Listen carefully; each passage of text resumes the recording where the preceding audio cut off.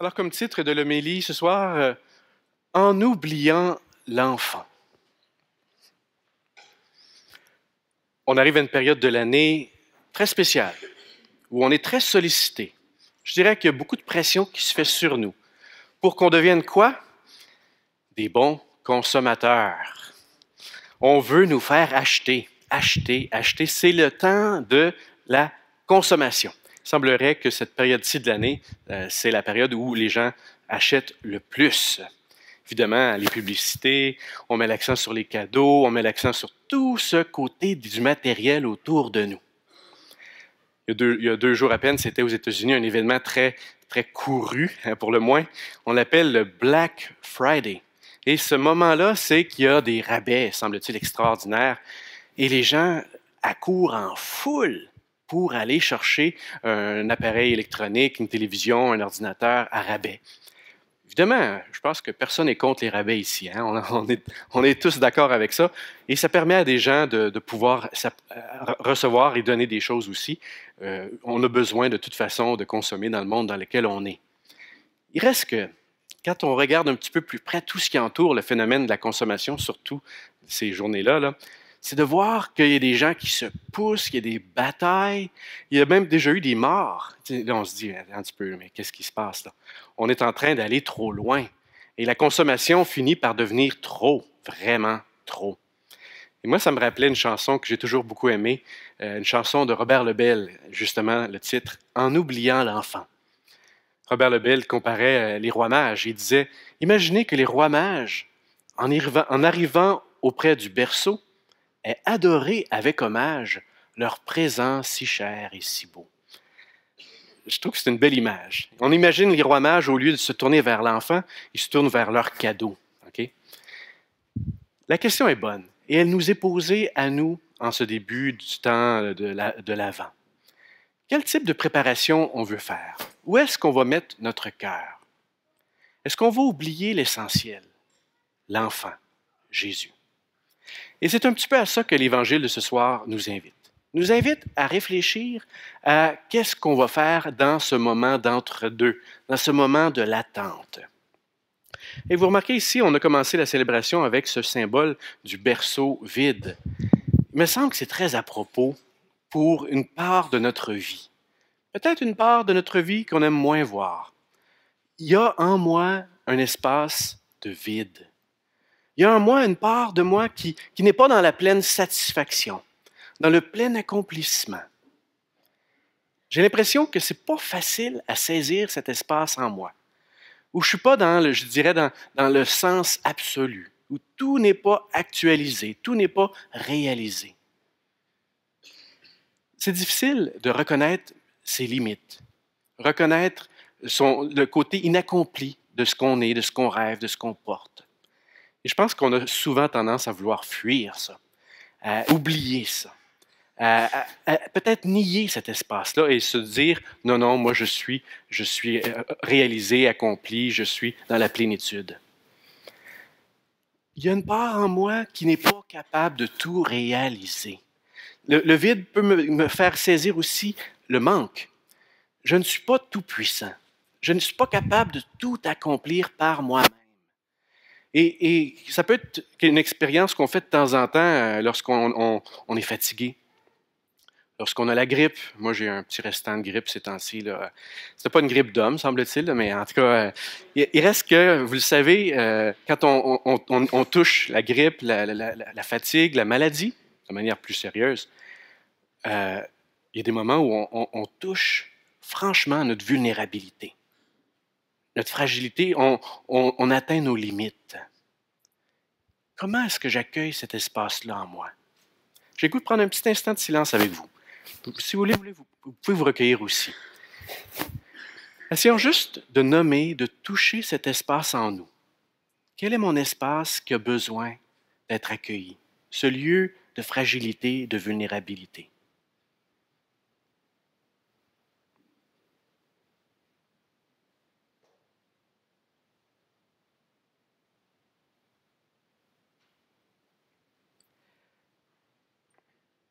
Je vous propose, pour les semaines à venir, d'ici Noël, de continuer cet exercice-là. parce que je pense que c'est un point de départ absolument nécessaire. Tant qu'on est dans l'illusion de notre toute-puissance, il n'y a pas de place pour les autres. Si je rejoins ma fragilité, ma vulnérabilité, il y a peut-être de l'espace pour un autre, pour quelqu'un. Et peut-être que le manque va faire place à l'absence. Il y a quelqu'un que j'aimerais qu'il soit là, que j'attends, que je désire, que je souhaite. C'est un peu ce que nous dit Jésus dans l'Évangile ce soir. Il en est comme d'un homme parti en voyage. Je trouve ça intéressant. Moi, vous m'entendez souvent parler de la présence de Dieu. J'en parle souvent. La présence. Dieu est présent. Mais il y a des moments où finalement Dieu est absent. Et peut-être qu'on n'aime pas ça, toucher l'absence de Dieu. Mais c'est peut-être tout aussi fécond et nécessaire. Rejoindre, toucher cet espace où je sens l'absence de Dieu, ça peut être ce qui va me mettre en marche, ce qui va me permettre de le désirer, d'entrer dans l'attente. Et l'avant, c'est exactement ça. Il y a des jours où on dit, « T'es où, Seigneur? Où es-tu? Es-tu parti en vacances? T'es parti en voyage? Je te cherche. Je cherche ton visage. » Et combien de textes des psaumes, de la Bible, nous montrent ce désir ardent de Dieu? C'est peut-être l'absence de Dieu qui nous fait toucher à notre désir profond. Alors, devant ça, on a deux choix qui nous sont présentés dans l'Évangile. On a le choix de dormir ou de veiller. Pas très compliqué. Peut-être qu'on pourrait dire en fin de compte qu'en réalité, c'est un mélange des deux. Il y a une part de moi qui dort, il y a une part de moi qui veille, mais essayez de passer du sommeil vers l'éveil. On va regarder ça ensemble. Qu'est-ce que c'est ce fameux sommeil dont nous parle Jésus? On pourrait dire que le sommeil, c'est chaque fois qu'on perd de vue le lien qui nous unit à Dieu. On se referme sur nous-mêmes. Chaque fois qu'on perd le lien, ce lien qui est si important, on tombe, je dirais, on abandonne, on pense qu'on doit tout faire par nous-mêmes. C'est comme si l'absence de Dieu, on peut même la ressentir comme une rupture ou même comme une non-existence de Dieu. Et c'est un défi, un désert, une épreuve spirituelle que la plupart on traverse à un moment donné ou l'autre dans notre vie. L'absence de Dieu n'est pas son inexistence. Mais il y a des moments donnés où on est tenté de dire, mais il n'existe pas, il n'est plus là. Okay? Le sommeil, dans cette perspective-là, c'est aussi, je dirais, de perdre de vue que je suis invité à rester dans la durée. On peut devenir très impatient. On peut devenir tellement pressé que tout s'accomplisse maintenant.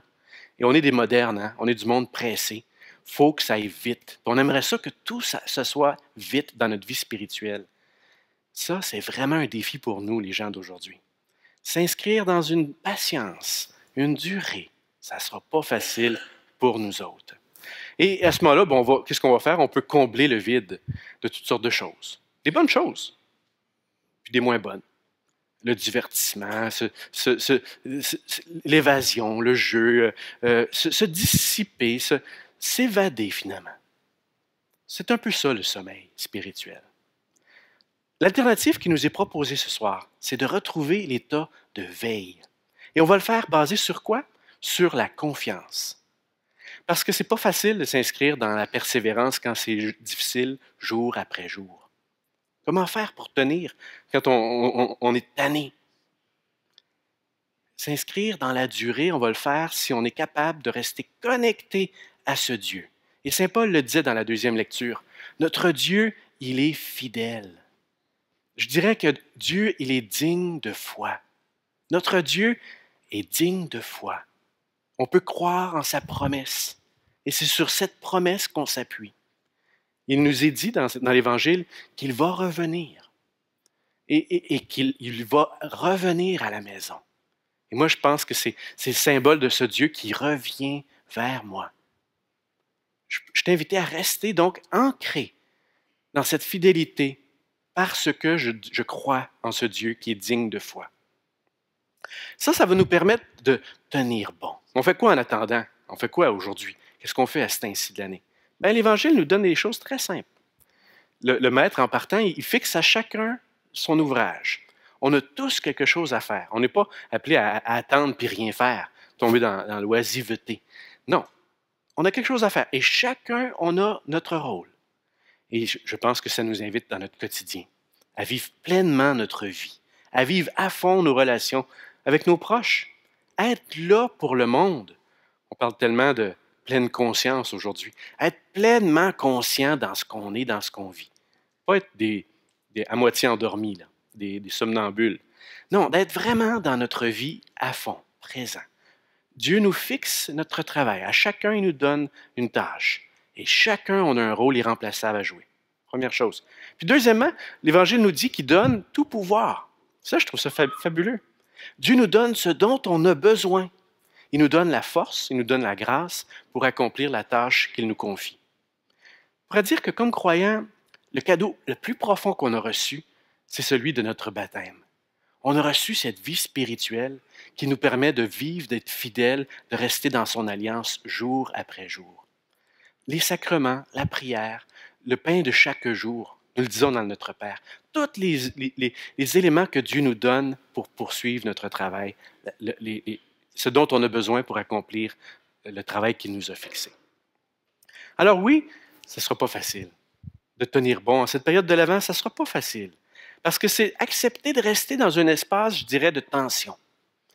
Un inconfort. Mais ça vaut la peine parce qu'il revient, celui que nous attendons. Alors en conclusion, je dirais ceci. L'Évangile ne nous dit pas la fin de l'histoire. Hein? C'est comme si on était invité chacun à écrire la nôtre. Est-ce que je vais dormir ou est-ce que je vais veiller? Peut-être mieux dit. Est-ce que je vais accepter de réveiller cette part de moi qui dort? Alors en ce début de l'Avent,